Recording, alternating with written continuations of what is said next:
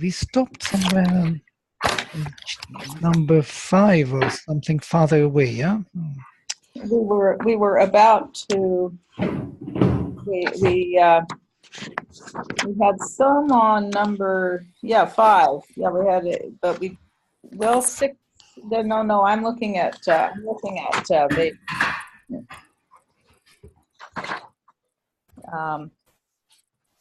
we actually moved through quite. Oh, we finished. We finished 10 and we were in 11. Oh, wow. So sorry. That's kind of backward thinking, yeah? So, all right, we have to go back to 11 number. Yeah. 11 chapter is quite a big thing. Yeah, we had extended discussion on verse 8, and that's, I think, where we ended. All right, we are in this chapter. Yeah, we were talking about why Arjuna was the one among the Pandavas. Right. Yes. So this is Vishvarupa Darshana, chapter number 11, considered to be the crown of the whole Gita. So it is at the end of this section of Bhakti Yoga. Notice that's quite an interesting thing. And it gives us this vision of the universal form of the divine.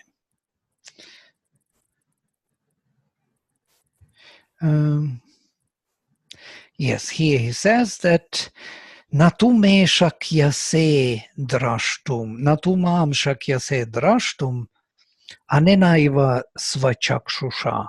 And by your own sight, by your own eyes, you cannot see me. I am not, you can't see me. Divyam dadami te chakshuh. And I give to you the divine vision. Pashyame yogam aishvaram. And see my divine yoga, my yoga of lordship, Aishvaram, from Ishvara. Sanjaya Uvacha, Evam Uktva Tato Rajan Mahayogeshvaro Hari Darshayam Asa Parthaya Paramam Rupam Aishvaram. And thus, having said, Sanjaya Uvacha. Sanjaya, as you remember from the beginning of the Gita, is the one who speaks this. He got his vision and he sees from far away from the palace in the subtle world this story, this dialogue between Arjuna and Krishna. And he speaks this to Dhritarashtra, the blind king.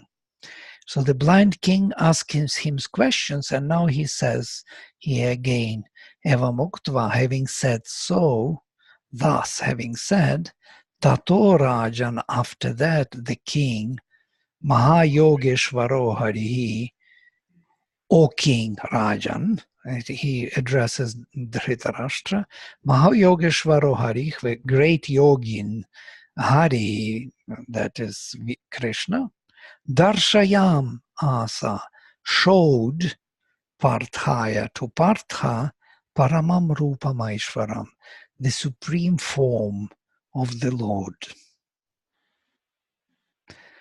Now here we come. Aneka Vaktra Nayana. Anektra Vakra Nayana Nayanam, Aneka Dbhuta Darshanam, Aneka Divya Bharanam, Divyaneka Nekodyata Yudham, Divyam Malyam Baradharam, Divya Gandhanu Lepanam, Sarvaschaya Mayam, Sarvascharyamayam Devam, Anantam Deva Vishvatomukham. You see, all these will be translated in one big this because they all relate. So how many from 10 to 14? Yeah. from 10 to 14. 5 shlokas are translated in one go. Okay, let us go one by one. Aneka Vaktra Nayanam, the form of the many faces and eyes. So not just one eyes, one double eyes and one face, but there are many faces and many eyes. We're looking from everywhere. Anekad Bhuta Darshanam, and there are many forms, unique or wonderful forms, marvelous forms. Anekadbhuta, adbhuta, this is something marveled, something which is surprising forms.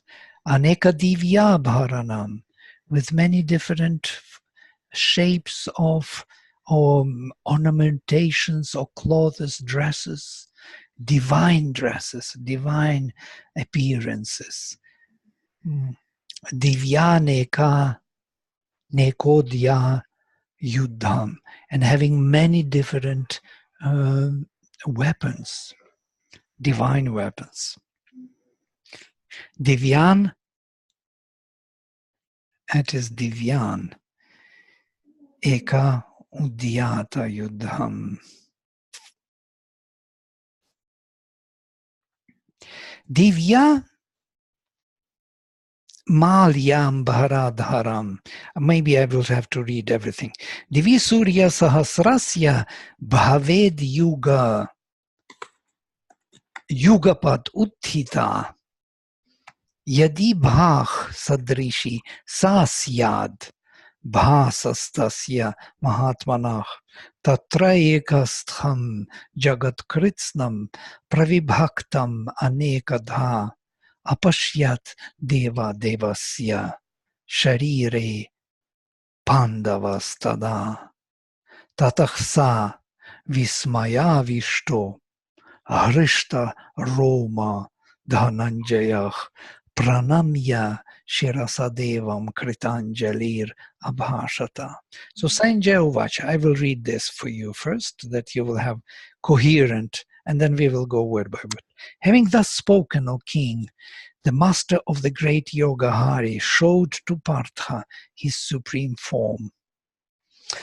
It is that of the infinite Godhead, whose faces are everywhere, and in whom are all the wonders of existence, who multiplies unendingly all the many marvelous revelations of his being, a worldwide divinity seeing with innumerable eyes, speaking from innumerable mouths, armed for battle with numberless divine uplifted weapons, glorious with the divine ornaments of beauty, robed in heavenly raiment of deity, lovely with garlands of divine flowers, fragrant with the divine perfumes. Such is the light of his body of God, of this body of God, as if 1,000 suns had risen at once in heaven. The whole world, multitudinously divided and yet unified, is visible in the body of the God of gods. Arjuna sees him, God magnificent and beautiful and terrible, the Lord of souls, who has manifested in glory and greatness of his spirit this wild and monstrous and orderly and wonderful and sweet and terrible world, and overcome with marvel and joy and fear, he bows down and adores with words of awe, and with clasped hands, the tremendous vision. Clasped hands says this Anjali. Anjali, Devam Kritanjali Abhashata. Okay, now we can understand what has happened, more clear diction, and now I can go through words if you want to. Aneka Vaktra, with many mouths. Nayana, with many eyes. So looking from everywhere, speaking. Shobindu adds speaking. There is no speaking, only mouths or faces. Anekadbhuta darshanam, showing oneself as a marvel, visible as a marvel with many forms. Aneka divya bharanam, having different dresses, divine ornamentations and robes. Divyaneka udyata yudham, and ayudham as a weapon, udyata, raised or ready to engage. Yeah? Divine many weapons. Divyamalyambhara dharam, having different garlands, divine garlands of flowers. Divyagandha nulepanam, having this order, yeah, which is Divyagandha, which is the divine order. Even smell is there present, and smell and texture and color. Only taste is not present, otherwise everything else is present. But Mother somewhere says that even taste, when you have this supreme realization, it is Ananda is as if you have the mouth full of sweet taste, you know, or some sweetness. It's not even sweet. It's some like your full mouth of enjoyment. Even the taste is present. Sarvashcha charmamayam devam. Sarvascharya mayam devam. Anantam vishvatomukham.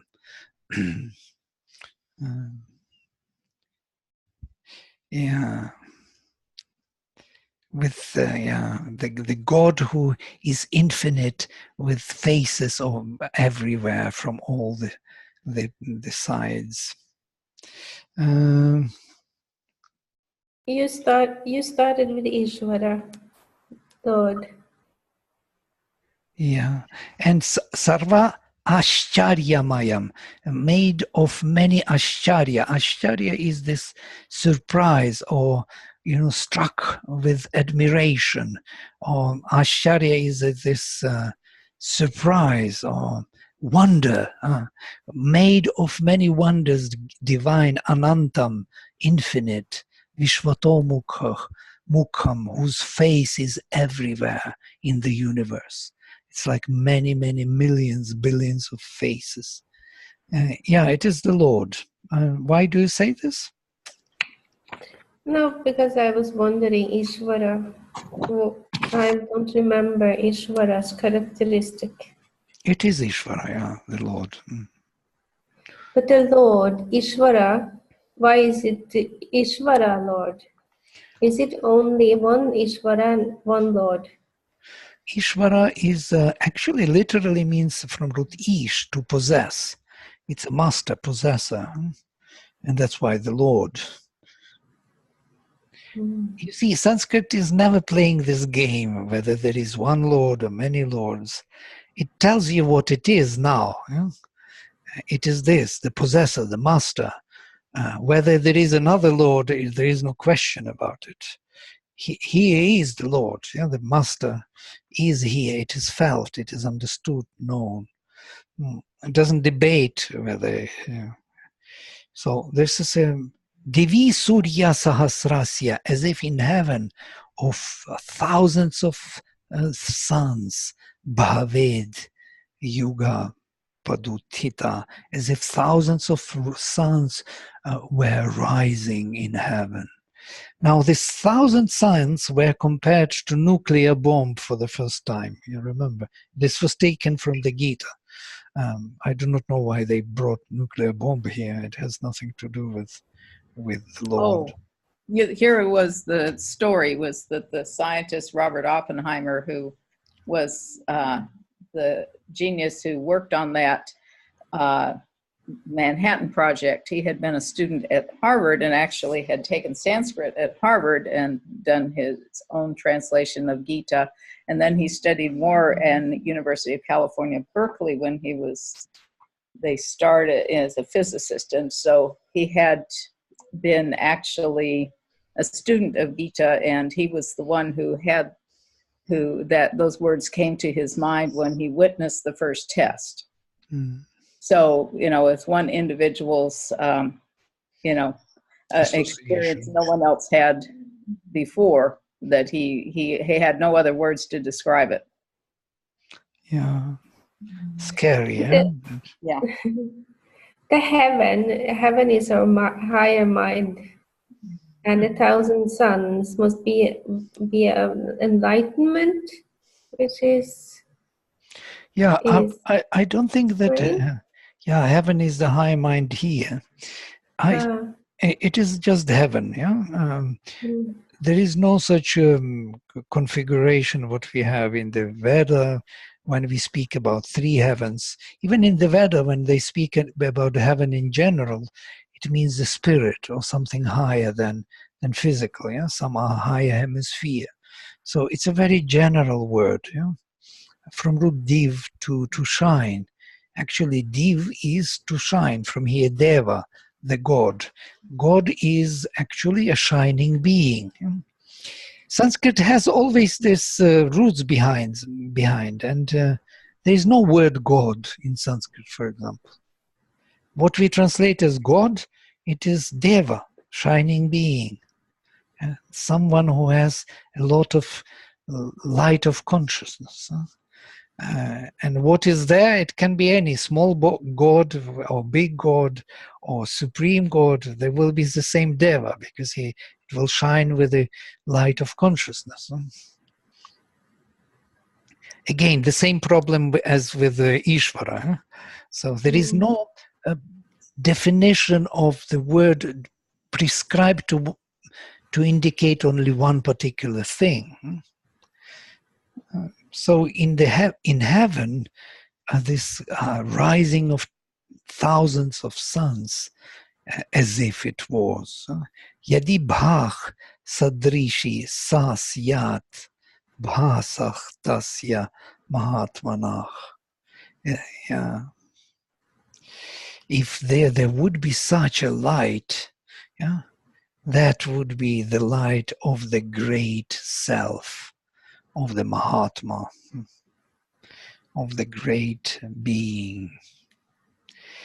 Tatraikastham jagat kritsnam pravibhaktam anekadha apashyet deva devasya sharire pandavastada. And then Pandava, Arjuna, then tada, in the body, sharire, deva devasya, of the God of gods, who is Krishna, apashyat, saw, anekadha, separated in many pieces. Pravibhaktam anekadha, pravibhaktam, separated, divided into many bits and pieces. Jagat kritsnam, the whole world separated in pieces, in many pieces. Yeah. Tatrai kastham, staying there as one. Sharire, in the body of Deva Devasya, of the Lord of Lords, or the God of Gods. Yeah. Hi, Juliet. Hi, Vladimir. Hi, everybody. Yeah. So we are continuing with the 11th chapter, the vision. So we just read this second section, starting from number 10, where he shows him for the first time his Vishvarupa. And the whole chapter is called, as you remember, Vishvarupa Darshana, seeing the universal form of the Lord.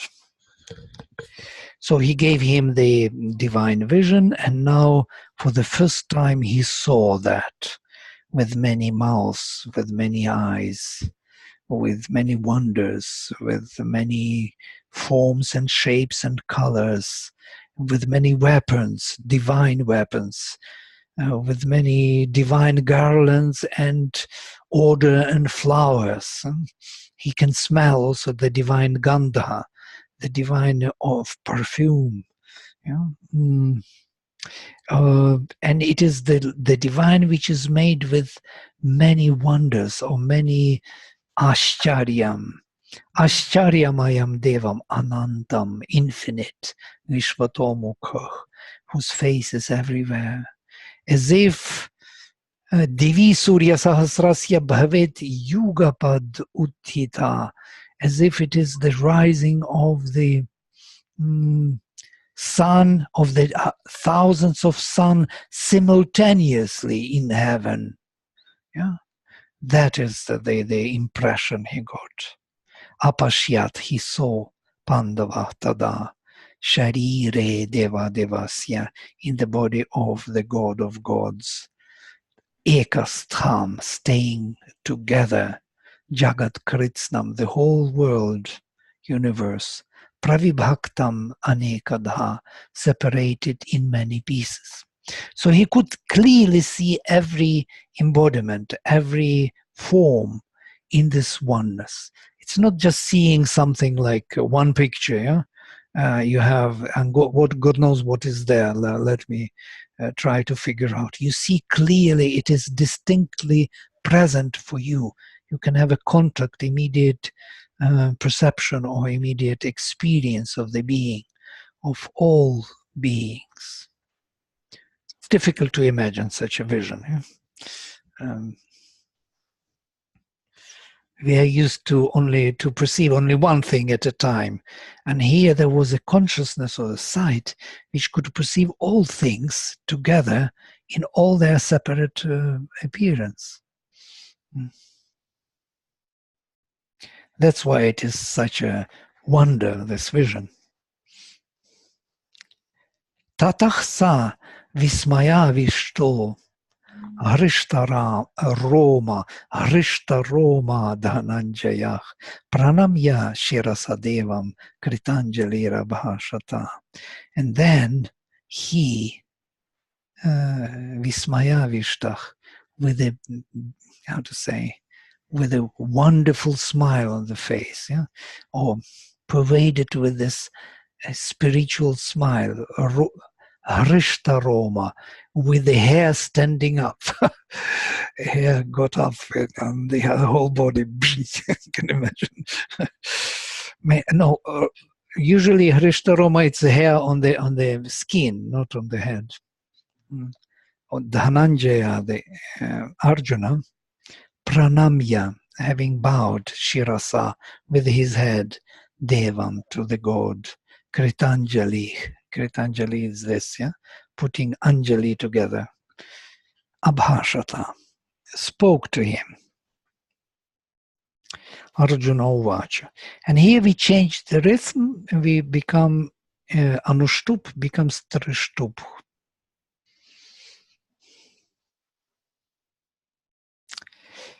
Arjuna Uvacha. Pashyami devan tava deva dehe. Sarvans tatha bhuta vishesha sanghat.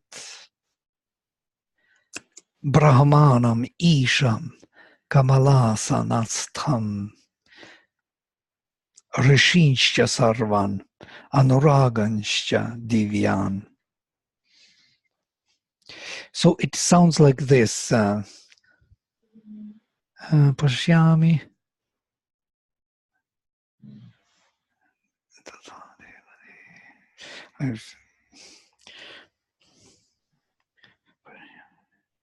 Yeah, I will come to it. The rhythm, the melody which they use. Pashyami devan, I see the gods. Tava deva dehe, in your, O God, body.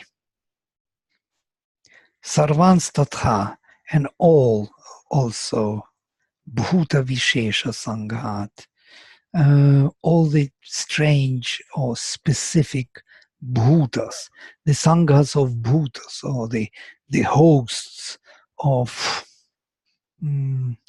companies of beings, Sri Aurobindo says, but this is the host of bhutas. There are many bhutas of Lord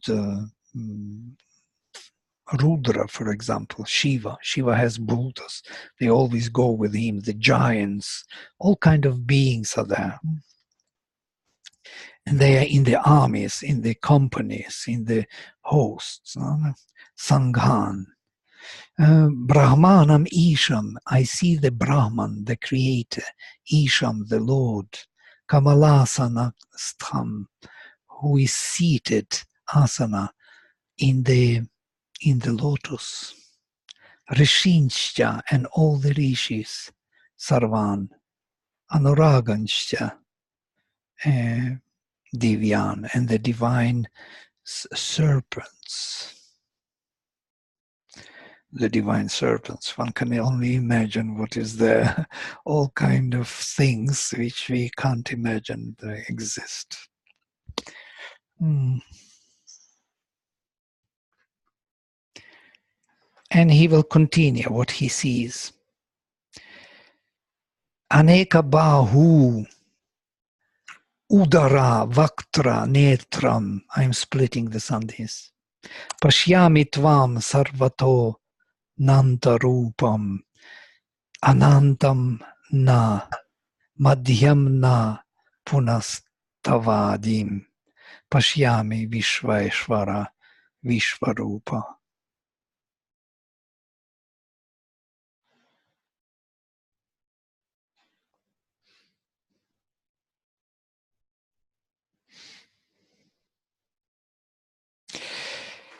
Yeah, it reminds me of Purusha Sukta. You remember it starts also the same way, that there are many eyes and hands and feet all over. Aneka bahu, infinite numbers of hands. Udara, the torsos or bodies. Vakra, faces. Or netram, eyes. Pashyami tvam, I see you. Sarvato, from everywhere. Ananta rupam, with infinite forms. Nantam, there is no end. Namadhyam, no middle. Napunahtavadim, and there is no beginning. There is no end, middle, or beginning of yours. Pashyami Vishveshvara, I see, O the Lord of the universe. Vishvarupa, or the one who has universal form.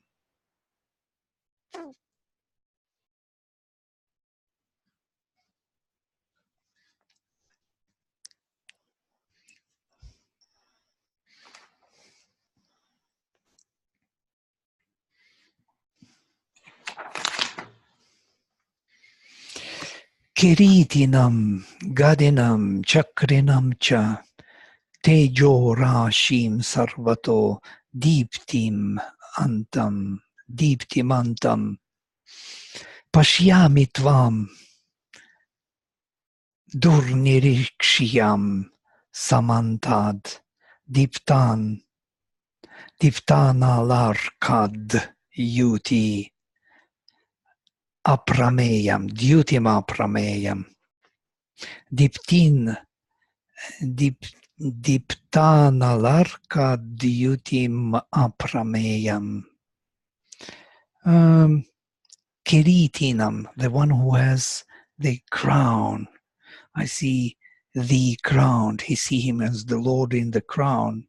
Gadinam, with what do you call it? Mace. Chakrinam, who has chakra, because Vishnu has this chakra which is lightning, with which he strikes his enemies. Tejo Rashim, as if the heap of Tejas, of the shining energy, Sarvatach, from all the sides, Deeptimantam, possessing this light. Sri Aurobindo would say, hard to discern, because thou art a luminous mass of energy on all sides of me.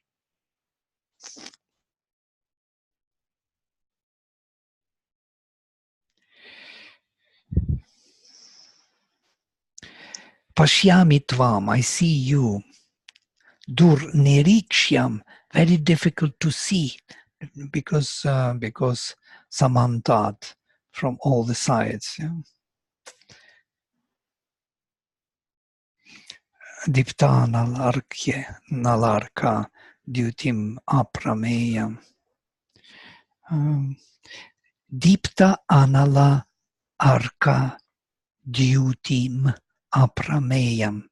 So lightened, how to say, kindled anala, fire.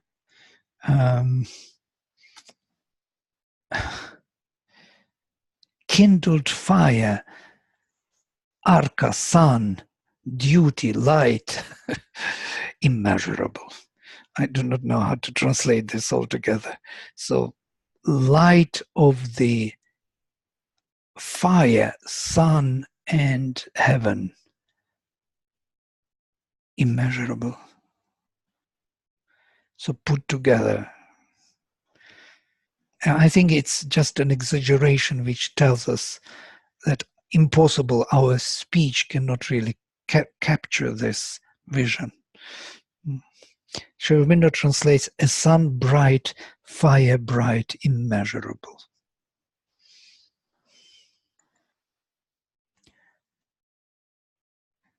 And Sri Aurobindo finds always a way to say it. Sun bright and fire bright, immeasurable. It's quite interesting that both are used here, sun bright and fire bright. That means Anala and Arka. The first is a fire bright and then sun bright. And also interesting the choice, because Deepta Nala, so kindled or lightened fire, yeah? And Arka Dyuti, the sun's light. Light and fire, sun's light, one word. Yeah? So we can see on both sides, because fire is something which is aspiring towards heaven, and light of the sun which is descending to the fire, and they have to join these two lights, these two fires, the essence of earth which is rising to heaven, and the essence of heaven which descends to earth. These two fires are mentioned here. They are met in this one Vishvarupa, in the vision of the universal form of the divine. And it is immeasurable, so they have no end. You cannot see the end of either. It also tells us about the universal aspect within him and the individual, which is fire representing. So they both are met there and seen. Tvam aksharam paramam veditavyam, tvamasya vishvasya param nidhanam, tvam avyayah shashvata dharma gopta, sanatanastvam purusho mato me. You, indestructible or immutable, paramam veditavyam, the supreme should be known. You should be known as the supreme and indestructible. Tvamasya vishvasya param nidhanam. You are of this universe, the supreme, how to put it, abode. Yeah, you are the supreme foundation of this universe. Tvamavyayah, you are imperishable. Shashvata dharma gopta, the protector of the eternal dharma. Sanatana tvam, you are infinite or eternal. Purusha, the spirit. Matome, thus I think.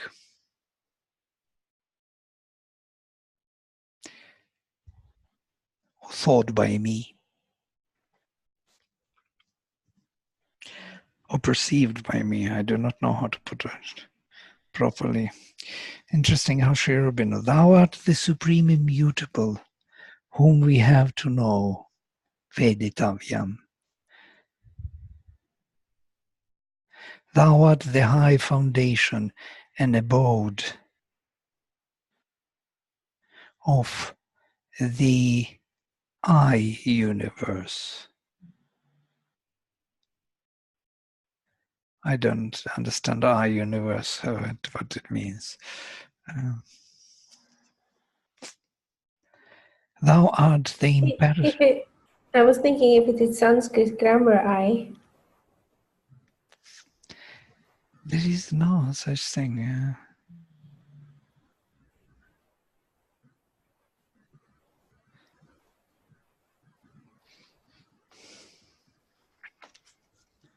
Of this universe.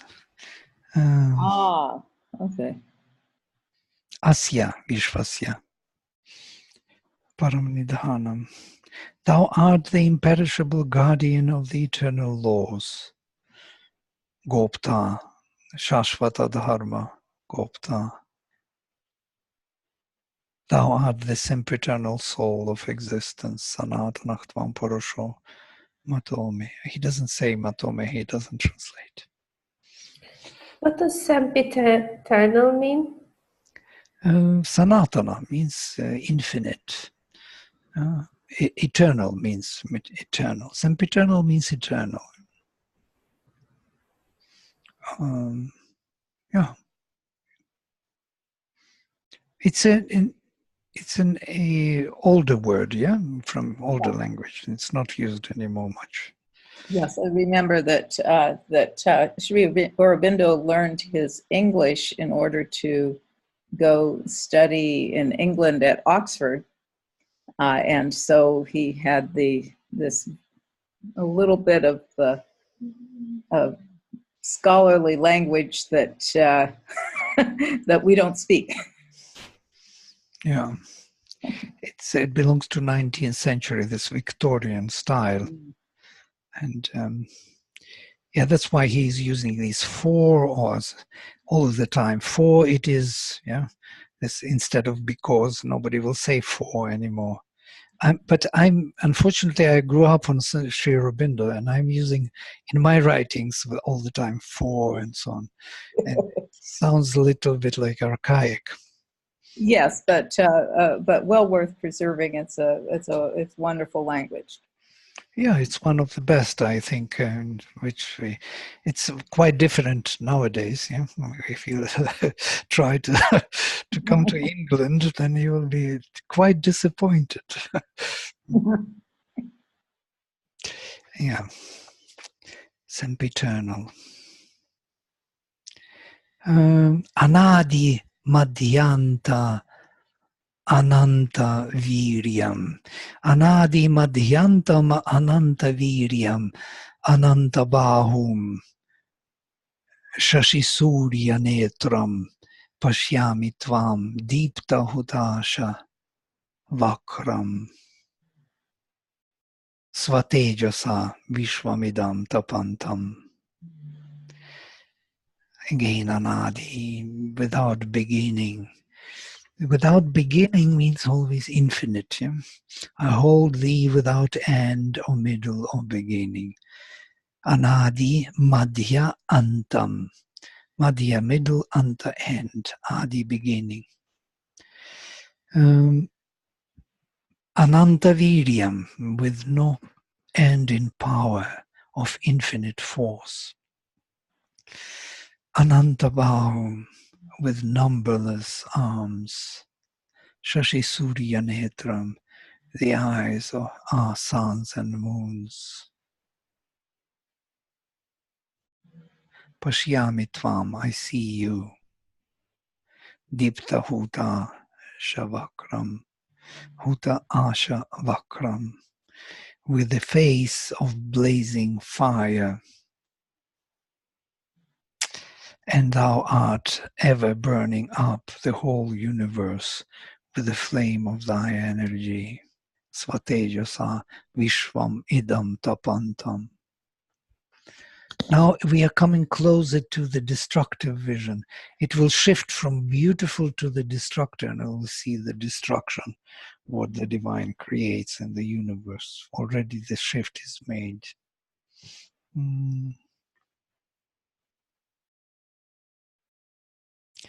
Dhyava prathivyoh idam antaram hi vyaptam tavai kena dishascha sarvaha drishtad bhutam rupam ugram tavedam lokatrayam pravyathitam mahatman. Dhyava prathivyo of heaven and earth, idam antaram he, and this in between. So there's heaven and earth and space in between, antariksha. Vyaptam tvayai kena dishascha sarvach. They are all pervaded by you, and all the directions, all the space are pervaded by your presence.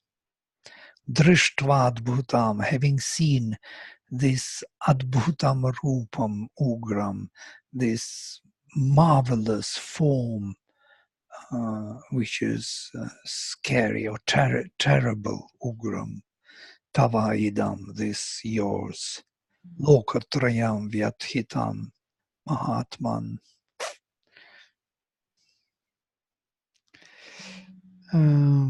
All these worlds are shattered, not shattered, and in shock. Yeah? They are trembled. They are made to tremble, O Mahatma. The three worlds are all in pain and suffer, O thou mighty spirit. I would vyathitam pravyathitam. Vyathayati is to make tremble. And you can make tremble in a way that you can scare, scared, all these worlds, three worlds, or trembling in suffering and pain. So they are all affected by his presence, by his terrifying, terrible form, ugram, fierce, that's a proper word, thy fierce and astounding form. So the whole space between earth and heaven is occupied by thee alone. When is seen this thy fierce and astounding form, the three worlds are all in pain and suffer, O thou mighty spirit.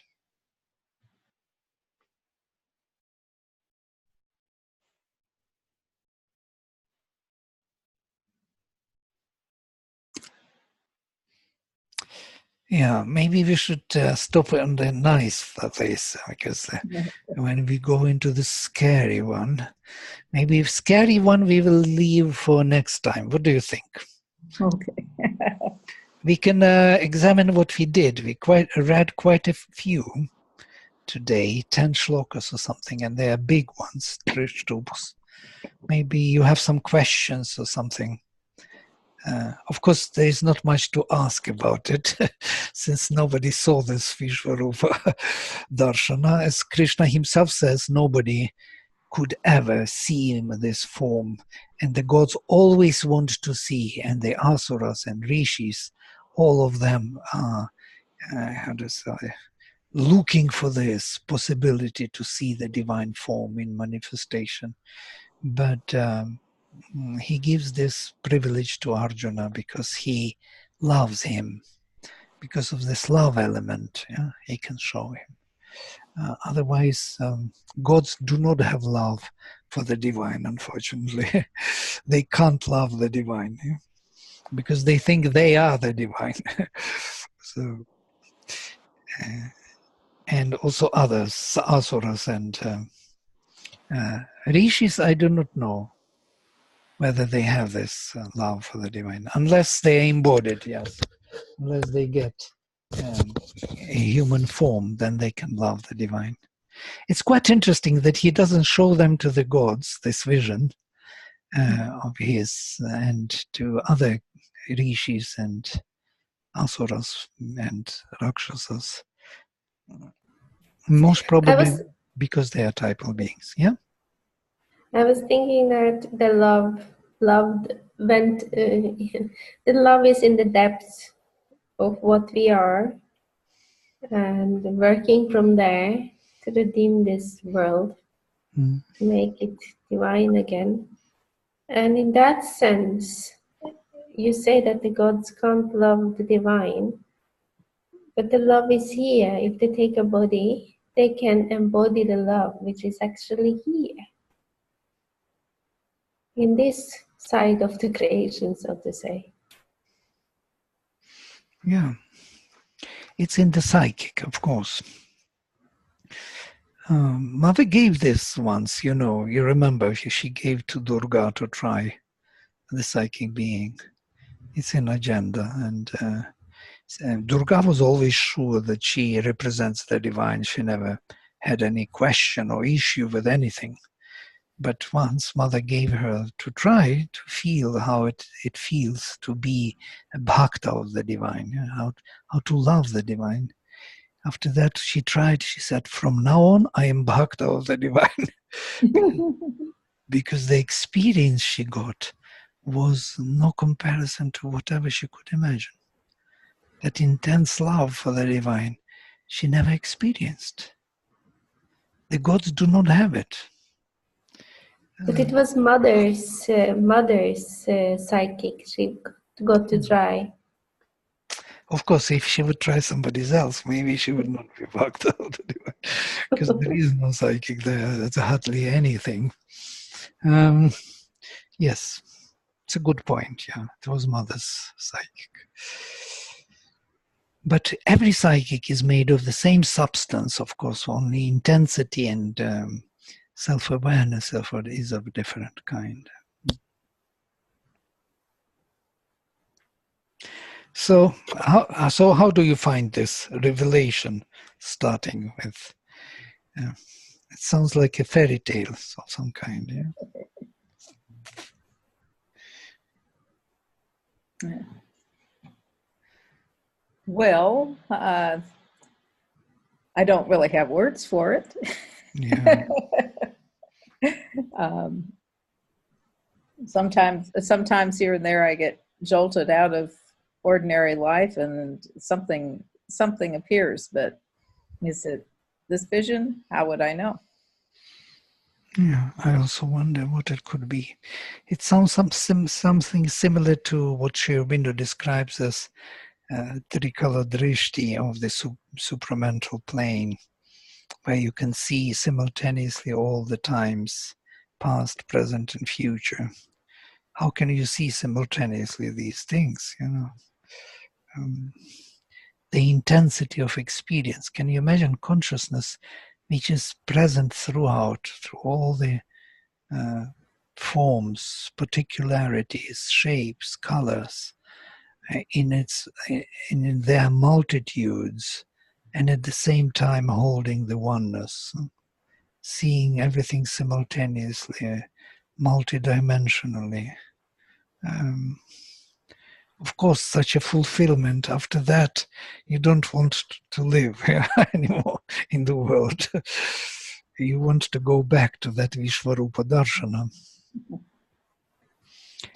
It's not only seeing, it is also smelling all the, perfumes, or tasting all the sweetnesses. And somewhere Sri Aurobindo describes this supramental consciousness as the drop of honey can taste all other drops of honey, if you can imagine that. Yeah? And every drop of honey tastes this drop of honey, which you are. So that fullness, completeness of realization is there. So here it's very similar to that. He perceives everything simultaneously and in all the details.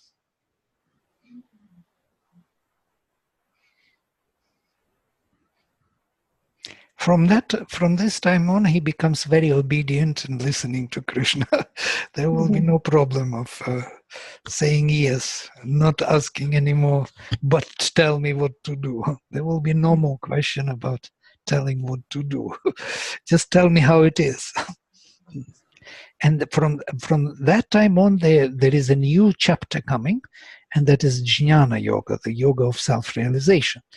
So he finally prepared him, so now he can tell him how things are, as it were. Right.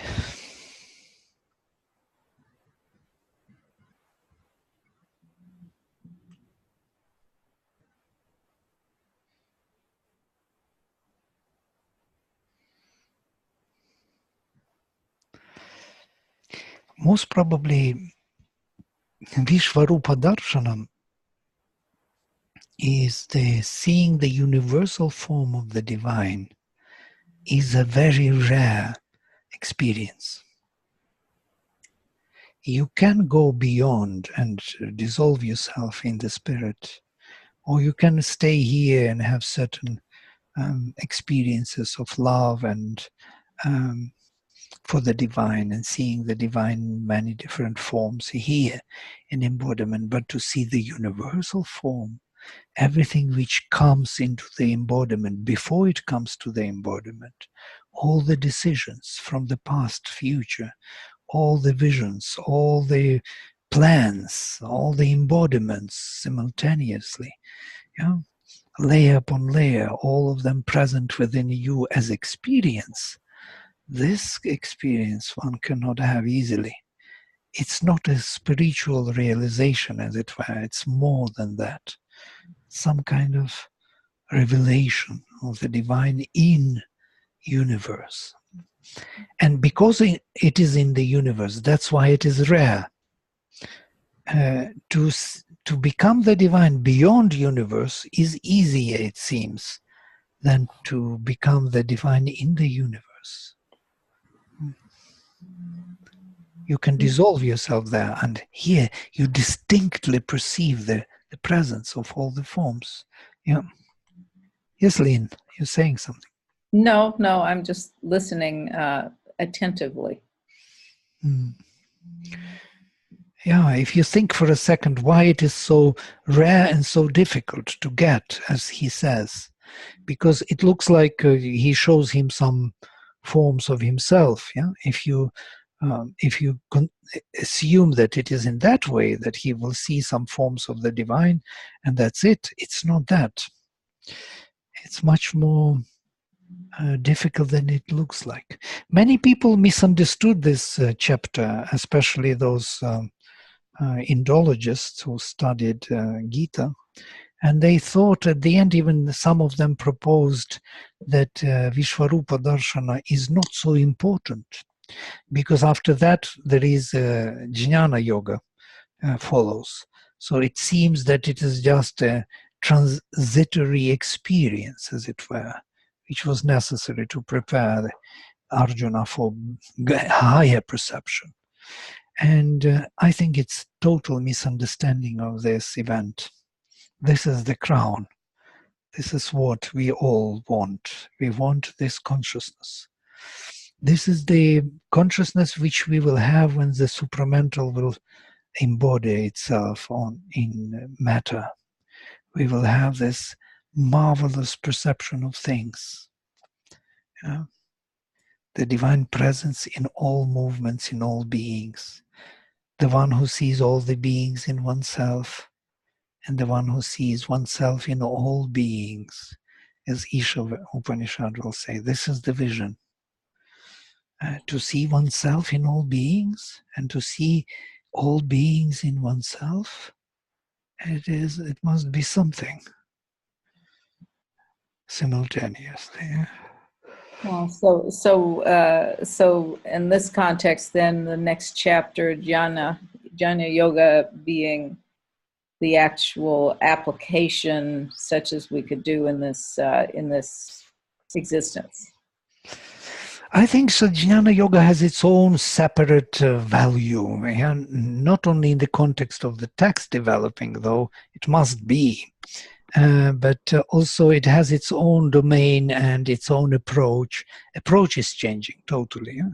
There will be a conceptualization of all gunas, mainly gunas. We will deal with kshetra and kshetrajna, yeah, about our field and the one who perceives the field. We will speak about the witness, the spirit, the purusha present within manifestation. In this case, it is heaven. Yeah? And here, on the level of the heart, this is bhakti. Yeah? So when we move to pure heaven, we disconnect, as it were, from bhakti. But on the bhakti level, on the heart, we have this perception of the union of the heaven and earth, of them coming together. Sun and fire are infinitely manifested, yeah, in the brightness of the divine. Here we have the union of heaven and earth. In this case, this central part, the bhakti, is higher than jnana. Yeah? It's the result of already realized jnana.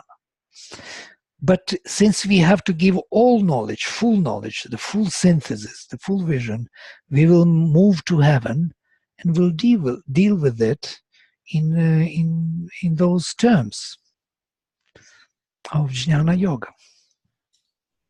It's a kind of very difficult to explain what these three parts. They are dynamically connected and statically. Yeah? So both of them, or three of them, are necessary for the fulfillment of integral knowledge. This is the integral knowledge of the Gita. Well, I would say in the past times reading on my own, it's about here that I disconnect and I'm not reading anymore. Yeah, usually we stop here, yes. Yeah, Jnana Yoga is no more interesting. It's some boring stuff after this crown of experience. Well, we will go through that boring stuff and we'll see what is offered, because it's another approach altogether, which is quite important. Okay, we stop here for today and continue next time from Shloka 20. I think we ended 20. Trishtup. Yeah, 20 we are finished with, and 21. Okay, I'm closing with mantra. Om Sarve Bhavantu Sukhinaha Sarve Santu Niramayaha Sarve Bhadrani Pashyantu Ma Kaschit Dukkha Bhag Bhavet. Om Shanti Shanti Shanti. Hari Om. Okay, see you.